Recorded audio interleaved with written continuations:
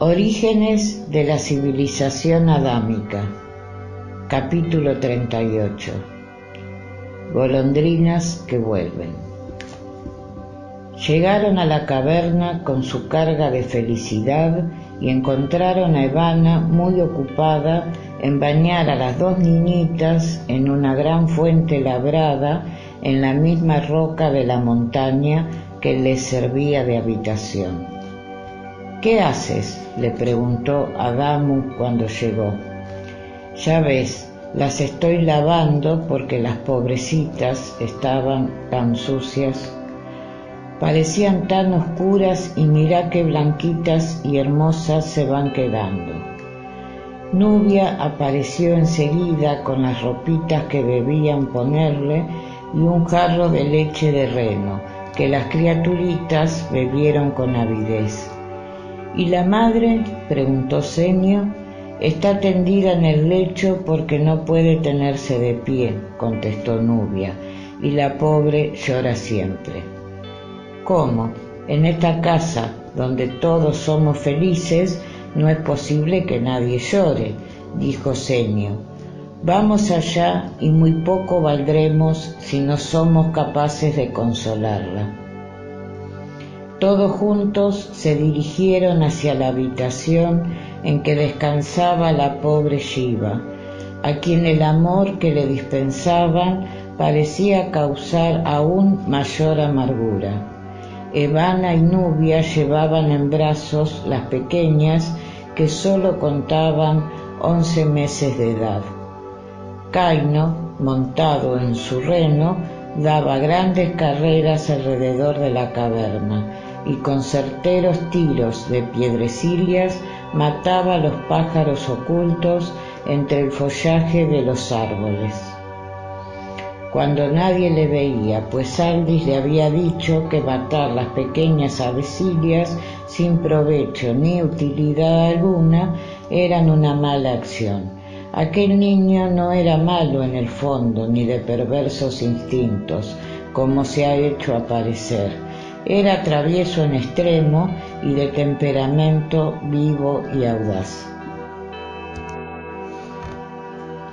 Senio buscó al pequeño Abel y lo encontró muy ocupado en hacer volar un gran pájaro confeccionado por Diva con plumas blancas y negras de aves acuáticas que arrastraban la corriente del Éufrates desbordado y que retenía sujeto con una cuerda de fibra vegetal.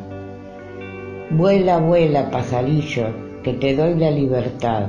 Vuela por los campos, vuela a donde tu nido está», cantaba el viejecito Kodva, ayudando al hermoso niño en la ardua tarea de hacer volar el enorme pájaro que las ingeniosas manos de Diva confeccionaron para el niño Luz.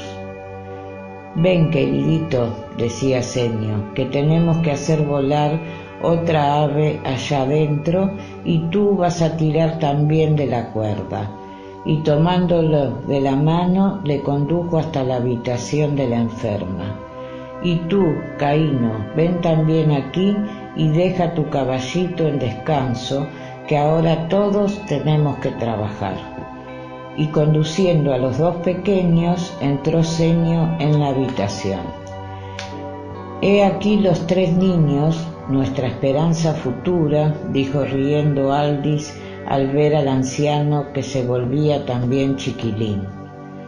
«Verdaderamente», contestó Senio, «hice hoy un esfuerzo tan grande para dominar a aquel pobre ser que siento más que nunca la necesidad de la ternura suave que emanan las criaturas, como una irradiación de paz y de alegría». La anciana Diva, sentada a la cabecera del lecho de Siva, le prodigaba palabras de consuelo, pues era la única que entendía un poco su lenguaje. Cuando la anciana vio llegar a Senio, se levantó y le habló al oído algunas palabras que todos comprendieron. Se referían a la enferma. El viejecito quedó pensativo unos momentos. El amor, dijo en alta voz y como respondiendo a su propio pensamiento, es más fuerte que el dolor y que la muerte, dice la sabia ley de los Kodvas, y en este caso el Altísimo nos da la oportunidad de probarlo. Nubia, traed acá vuestra música y apliquemos el método de la casa de Numú. Aldis y Adamu, acompañadme a traer cántaros con agua de la vertiente y las plantas que tenemos dispuestas para estos casos, añadió saliendo con una ligereza que parecía imposible en él. El amor es un mago que parece prestar alas a este anciano de 900 lunas, exclamó Diva dirigiéndose a Ivana, que quedó también junto a la enferma. Mientras tanto, el pequeño Abel se había tendido en silencio en uno de los estrados adheridos a la pared y, rendido acaso por el cansancio del juego, se había quedado dormido. Las pequeñas mellizas, la una en los brazos de Ivana y la otra sobre el regazo de Diva, se habían dormido también. Caíno, sentado en el suelo sobre una piel de oso, se divertía en tirar de las orejas a la enorme cabeza disecada. Nubia templaba la pequeña arpa usada en su lejano país y los tres hombres entraban los cántaros de agua y los tiestos con plantas acuáticas que guardaban a la sombra de un cobertizo por donde corrían las aguas de la vertiente. Esta mujer llora siempre porque ella cree que es leprosa y juzga cometer un crimen ocultándolo a nosotros que tanto hacemos por ella, había dicho Diva en secreto a Senio, y él le había contestado: pues venceremos a la lepra. Adamu y Ivana habían sido enseñados por Aldis a concentrar el pensamiento y unirse en un ardiente anhelo hacia el amor supremo, causa y origen de todo bien. Nuestro amor debe curar a esta enferma, dijo Senio. Acumulemos con tanto pensamiento las fuerzas vitales del éter en su organismo físico y que las ondas vibratorias de las plantas, de la música y de nosotros mismos desalojen de su sangre los gérmenes impuros y morbosos que contiene. El silencio se hizo profundo y el sopor invadió a Caíno, que cayó dormido abrazado a la cabeza del oso. El arpa de Nubia preludió una suave melodía y la enferma cayó en profundo letargo. Las corrientes fluídicas empezaron a sentirse muy tenues al principio y fuertes y estremecedoras después. Del cuerpecito dormido de Abel se desprendió como un suave rayo luminoso que se ensanchaba poco a poco hasta llenar el ambiente de una dulce frescura, semejante al soplo de la brisa en un amanecer de primavera. Una intensa onda de amor hizo brotar lágrimas silenciosas en los ojos de todos los circunstantes que iban elevándose más y más a la íntima unión con el amor eterno, y de entre los brazos de Ivana y Diva, en que dormían las niñitas, se levantaron sutiles y transparentes como gasas luminosas dos formas humanas astrales que al poco rato se diseñaron claramente. Joeván, Sofía, murmuró Aldis suavemente, mientras Ivana besaba llorando la cabecita de la niña dormida, de la cual se había levantado, radiante y feliz, el doble etéreo de su propia madre, que la acariciaba tiernamente con sus manos intangibles y fluídicas. Mientras Joeván colocaba las suyas en la cabeza de Aldis y en el hombro de Adamo. Entre la onda de armonía y de luz las miradas hablaban y se cruzaban con vertiginosa rapidez los pensamientos. —¿Y Milcha? —preguntó Aldis con sus ojos llenos de ansiedad a Joeván y Sofía. —Mírala —le dijeron ambos—, ya sumergida en la turbación, porque pronto encarnará junto a nosotros. Y vieron asombrados, flotando como dormida y en posición horizontal sobre el cuerpo de la enferma, la forma astral de Milcha. Aldis iba a incorporarse para estrecharla, pero Senio le contuvo al mismo tiempo que Joeván le decía: «No la toques porque es muy delicada su situación. Antes de 6 lunas estará a vuestro lado». Bendigamos al Altísimo que otra vez nos permite reunirnos para continuar nuestro camino eterno junto al Verbo de Dios, a quien venimos siguiendo, dijo Sofía. Ayudadnos a salvar a esta enferma del mal que la aqueja, dijo Senio, si está en su ley el conservar la vida por mucho tiempo. Vivirá hasta que llegue su día marcado en el camino eterno. He aquí que volvemos a la vida terrestre sin posición y sin nombre, como hijos de nadie, para serlo más completamente del dulce pastor que de nuevo ha bajado a la humanidad.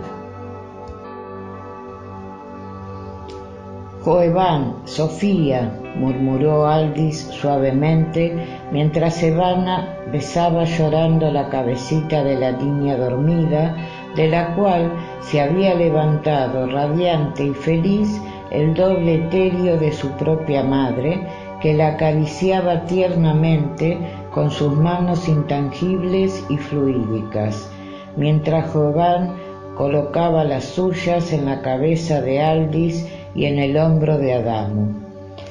Entre la onda de armonía y de luz las miradas hablaban y se cruzaban con vertiginosa rapidez los pensamientos. —¿Y Milcha? —preguntó Aldis con sus ojos llenos de ansiedad a Joeván y Sofía. —Mírala —le dijeron ambos—, ya sumergida en la turbación, porque pronto encarnará junto a nosotros. Y vieron asombrados, flotando como dormida y en posición horizontal sobre el cuerpo de la enferma, la forma astral de Milcha. Aldis iba a incorporarse para estrecharla, pero Senio le contuvo al mismo tiempo que Joeván le decía: «No la toques, porque es muy delicada su situación. Antes de 6 lunas estará a vuestro lado».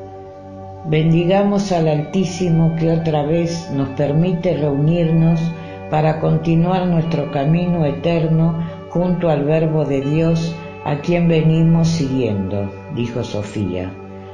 Ayudadnos a salvar a esta enferma del mal que la aqueja, dijo Senio, si está en su ley el conservar la vida por mucho tiempo.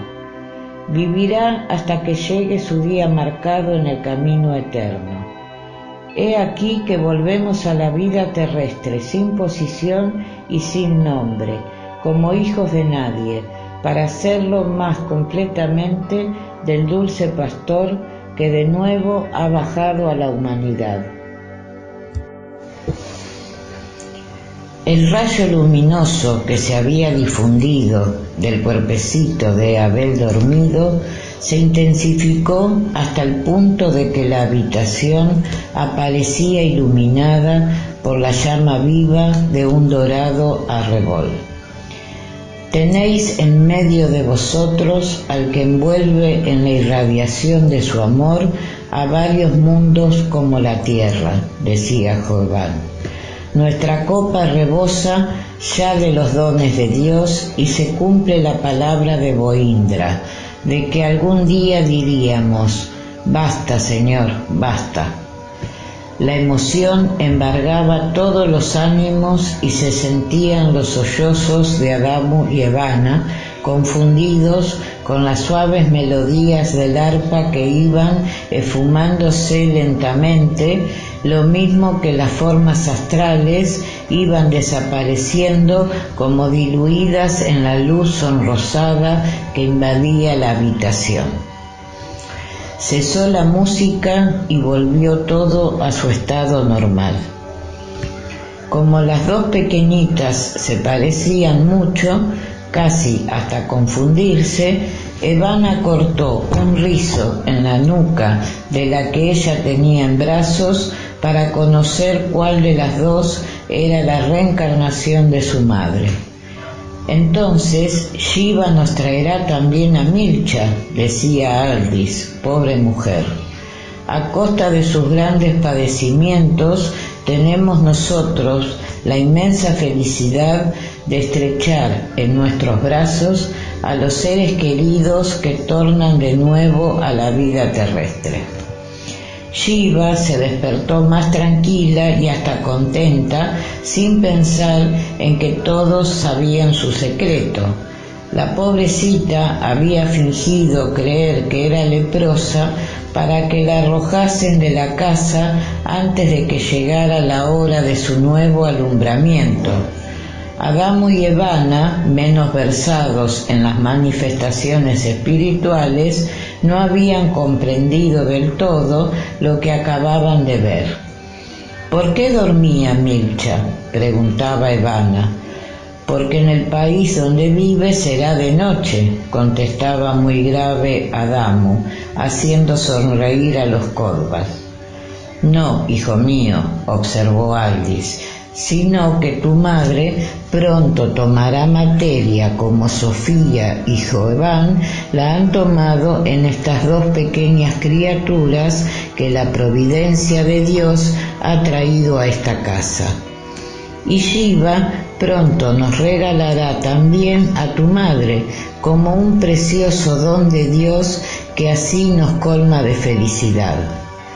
La enferma algo comprendió estas palabras y en su idioma hizo entender esta exclamación. ¿Cómo? ¿Habéis descubierto mi espantoso secreto?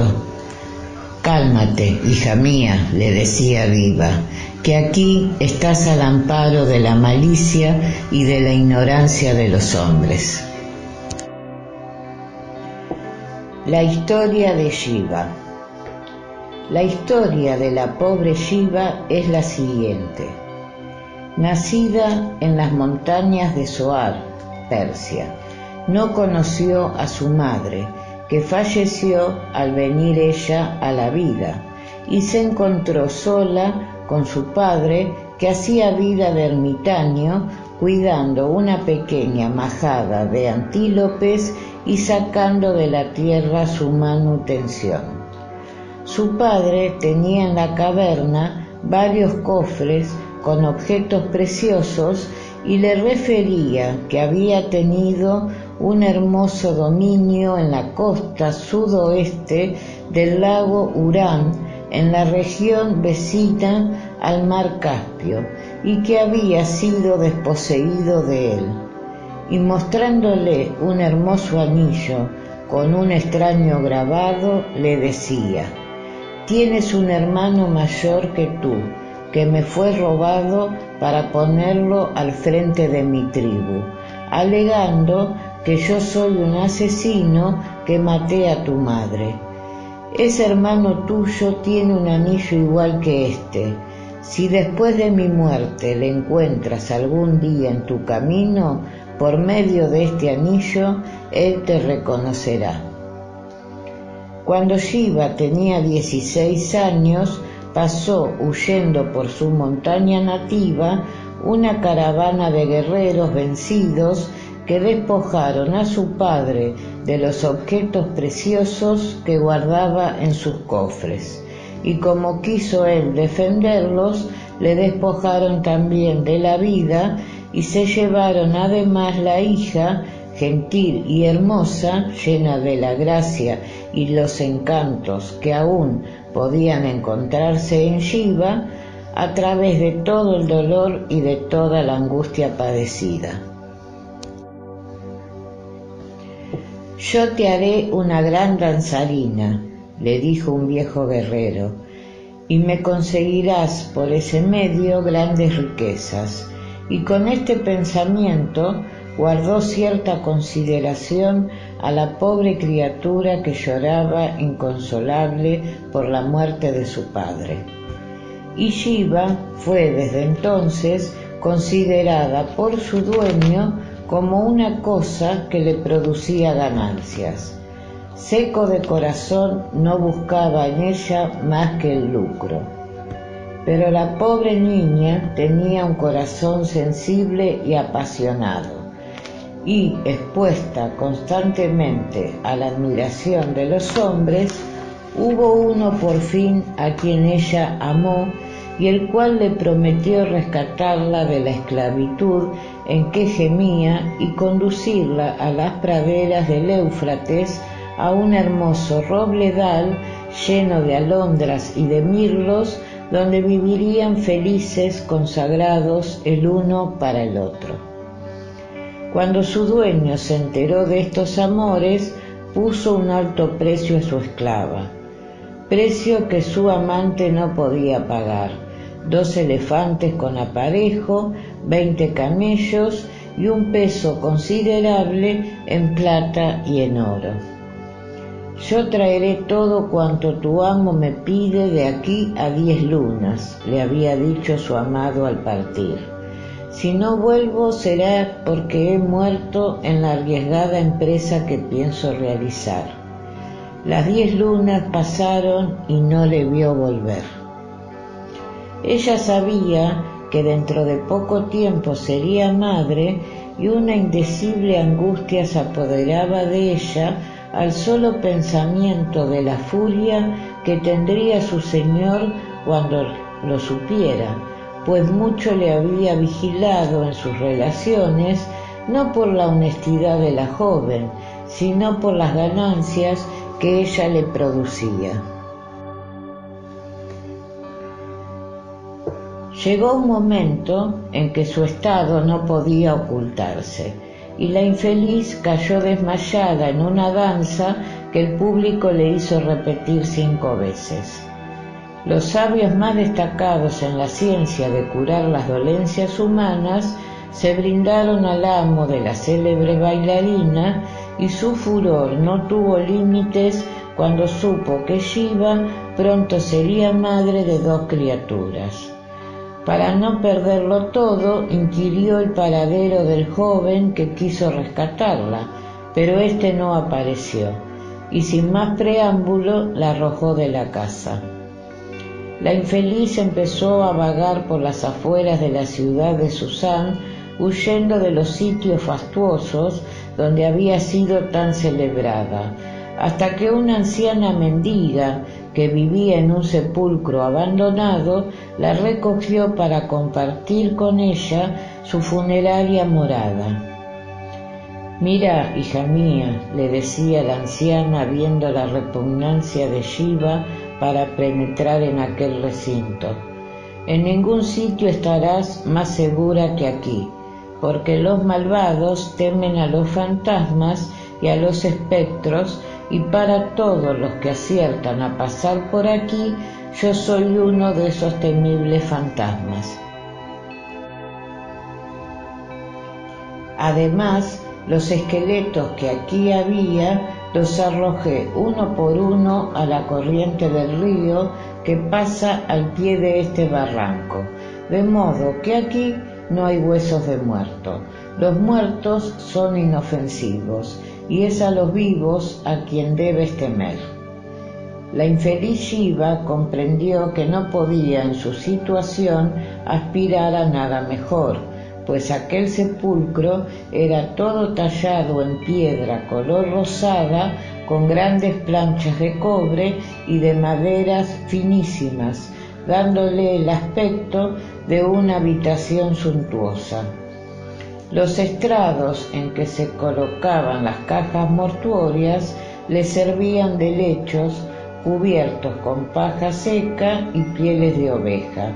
Allí le nacieron sus 2 hijitas. La anciana salía a pedir limosna y Shiva preparaba la comida y hacía todas las faenas de la casa. Pero ella no podía resignarse a esta vida y quiso buscar trabajo. Un día volvió la anciana seguida de un hombre joven y elegantemente vestido. Traía un fardo con ropas de mujer y afuera esperaban unos esclavos con una pequeña carroza de manos. Habló con la anciana en una lengua que Shiva no comprendía y después la viejecita le dijo amablemente: «Este señor te toma para que seas su mujer». Shiva interrogaba con sus ojos y la anciana, comprendiendo, tomó las ropas de manos del caballero y entró con ella a la cámara interior para vestirla. Allí trató de convencerla. «Mira, hija, este hombre es rico y es bueno. Vete con él, que si le eres fiel, serás feliz a su lado. Déjame tus hijitas que yo te las criaré, porque él nada sabe de ellas. Cuando quieras podrás venir a verlas, con el pretexto de que vienes a traerme socorros». A Shiva le pareció bien y aceptó. El recuerdo de aquel primer amor suyo vivía aún en lo profundo de su corazón, pero su situación era tal que la obligaba a acallar recuerdos y afrontar la vida y las de sus 2 hijitas como los acontecimientos se lo deparaban. «¿Seré vuestra esclava?», preguntó al joven señor antes de seguirle. «No, serás una de mis esposas». «¿Cuántas tenéis?».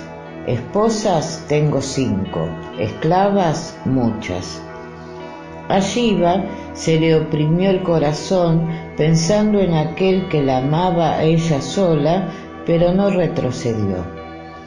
Le fueron puestos hermosos vestidos, el caballero le besó los labios, pronunciando solemnes palabras que la anciana contestó, y le cubrió el rostro con un espeso velo que por delante y por detrás le caía hacia el suelo. «Desde este momento ningún hombre más que yo puede ver tu hermoso rostro», le dijo con energía. Y dicho esto, la levantó en brazos y la colocó en la carroza de manos. Los esclavos echaron a andar hacia la ciudad, seguida del joven señor que caminaba a pocos pasos de ellos. Bajo su velo, Shiva lloraba pensando en sus hijas. Era una extraña morada la casa de aquel señor. En un inmenso parque, poblado de grandes árboles, había 6 torres blancas y de pequeñas dimensiones, separadas unas de otras por jardines y canales de agua. En cada torre tenía una de las esposas con una esclava para servirla. En el lago que había en el centro del parque se mecía siempre un hermoso y pequeño velero que era la habitación del amo. Era este de bondadoso carácter, según le decía a Shiva la esclava, pero no gustaba mucho de que las esposas salieran de su torre. ¿Cómo haría, pues, para ir a ver a sus hijitas?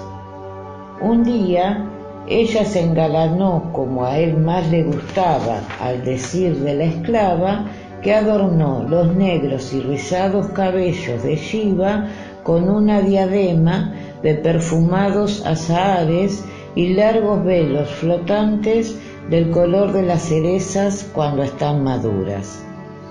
«Empezad una danza que su barco se acerca a vuestra torre», le dijo su esclava esa tarde cuando ya se ponía el sol, y ella, en su gusla, ejecutaba un cadencioso bailable que Shiva, con su gracia habitual, seguía maravillosamente. El esposo quedó encantado a tal extremo que le dijo: «Desde ahora serás mi favorita.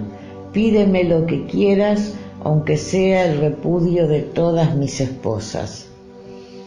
La esclava cuchicheó esto, enorgullecida del triunfo de su señora, y pronto llegó a oídos de las esposas más antiguas, las cuales se unieron para perder a la intrusa, que así terminaba con el amor del esposo para todas ellas. Shiva aprovechó la situación para pedirle que le permitiera ir al sepulcro a visitar la viejecita. «Uno de mis esclavos irá a buscarla, porque no está bien que tú entres más en aquel lugar. ¿Me permitirás que le mande ropas para que pueda presentarse aquí? Está concedido. ¿Quieres algo más?» «Esto solo», dijo Shiva, besando agradecida las blancas y finas manos que acariciaban las suyas. Entre las ropas y regalos que Shiva mandó a la anciana, insertó un mensaje pidiéndole que le trajese sus hijitas para verlas. Este mensaje cayó en manos de las otras esposas antes de salir de aquella morada, y Shiva, avisada por su esclava de que su señor estaba fuera de sí al saberlo, huyó por uno de los canales que rodeaban su torre Cilia y llegó al sepulcro donde dormían sus hijitas solas mientras la anciana andaba en sus correrías. Cargó con ellas y precipitadamente se internó por las agrestes montañas que rodeaban la ciudad, de la cual buscó de alejarse todo cuanto pudo, pues en cada hombre que encontraba se figuraba hallar a su señor que la perseguía. Y de pueblo en pueblo, de aldea en aldea, la infeliz vagó cargada con sus dos hijitas hasta dar con el huerto de Carono. Escondida a veces entre los cargamentos de madera apilada en barcazas en la costa de los ríos, los había vadeado para poder así poner más distancia entre ella y el esposo airado. Sería interminable narrar las peripecias sufridas por la infeliz Shiva, abandonada a sus propias fuerzas. Cuando Diva escuchó toda esta dolorosa historia, la abrazó diciendo: «Bendice al Altísimo, hija mía, porque te ha traído a esta casa que será para ti más segura que los brazos de tu madre. Una voz interior me dice que ese hombre del cual huyes es tu propio hermano, y suerte ha sido que ni uno ni otro os hayáis reconocido, porque según la ley de esos países debías morir sepultada viva irremisiblemente por haber sido mujer de tu hermano. ¿Cómo se llaman tus hijitas?» «Su padre se llamaba Eia Mavi, y yo hice de su nombre los nombres con que llamaré a mis hijas, a una Elia y a la otra Mavi». Haz por olvidar, hija mía, tu doloroso pasado y emprende un nuevo camino que se abre ante ti, anchuroso y llano, bajo el manto violeta de las hijas de Numu. Al correr de los siglos y de los milenios, volvemos a encontrar a este mismo ser entre la falange de los mensajeros del Verbo de Dios en sus venidas a la tierra. La viuda de Sarepta, que diera de comer al profeta Elías, perseguidos por un rey inicuo, la viuda de Naín, que tanto amó a Jesús de Nazaret, Mónica, prototipo de la madre abnegada y amante, y Clotilde de Borgoña, hija de Childerico, rey de Borgoña, y esposa de Clodoveo, rey de Francia, son el mismo espíritu de Shiva en las distintas etapas de su eterna peregrinación. El conocimiento de este relato abrió aún más los corazones de todos para envolver en piadosa ternura a la desventurada Shiva, que poco a poco fue sintiendo cicatrizarse las llagas de su alma.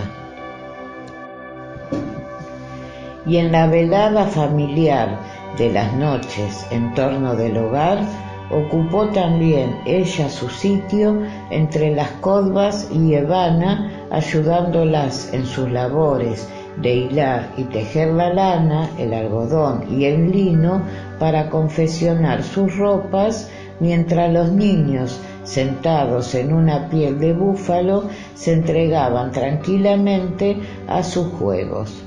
Senio, Aldis y Adamu recortaban los papiros ya preparados para ir formando los rollos destinados a los mensajes del mundo invisible en la nueva casa de Numú. Evana pasó muchos días absorta en contemplar detenidamente a las dos hijitas de Shiva. Le parecía imposible que en esas dos pequeños seres inconscientes aún estuvieran encerrados aquellos que fueron sus padres. La niñita, la cual cortó un rizo de cabellos para saber cuál era su madre, se llamaba Elia, y la otra Mavi. Continuamente las tomaba en sus brazos y mirándolas a las dos les preguntaba: ¿Me conocéis? Soy Evana, vuestra hija. Las pequeñitas sonreían y recostaban la cabecita en su pecho. Un día que estaban cerca de Madina, puso sobre ella a Elia y decía a la reno: ¿Sabés, Madina? Esta es tu amiga Sofía, a quien tanto amabas. Después vendrá Milcha y te ordeñará otra vez. No te vayas a morir, Madina, antes de que venga Milcha y se haga grande a tu lado. Viejecita te estás poniendo, pero aún puedes vivir muchos años más. Senio, por su parte, no descuidaba a su hijo adoptivo Abirón, que completamente consagrado al trabajo parecía dar pruebas de una verdadera regeneración. Aldis y Adamu habían hecho frecuentes visitas al huerto maravilloso, aquel que regado por las aguas del lago Arab fructificaba abundantemente, lo cual les hizo concebir la noble idea de levantar un granero con ramas de árboles y hojas de palmera, y hacer acopio de legumbres, cereales y frutas, para que, llegado el invierno, se pudiera socorrer a los menesterosos de las aldeas y pueblos vecinos.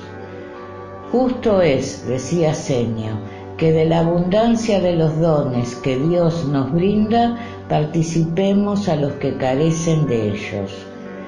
Tal fue la vida en la caverna que albergaba al Verbo de Dios, hasta que sin mayores alternativas llegaron a su término los trabajos de construcción del santuario Kodva, siendo único acontecimiento digno de notar la vuelta a la vida terrestre del espíritu de Milcha, nuevamente encarnado en la diminuta persona del tercer hijo de Shiva.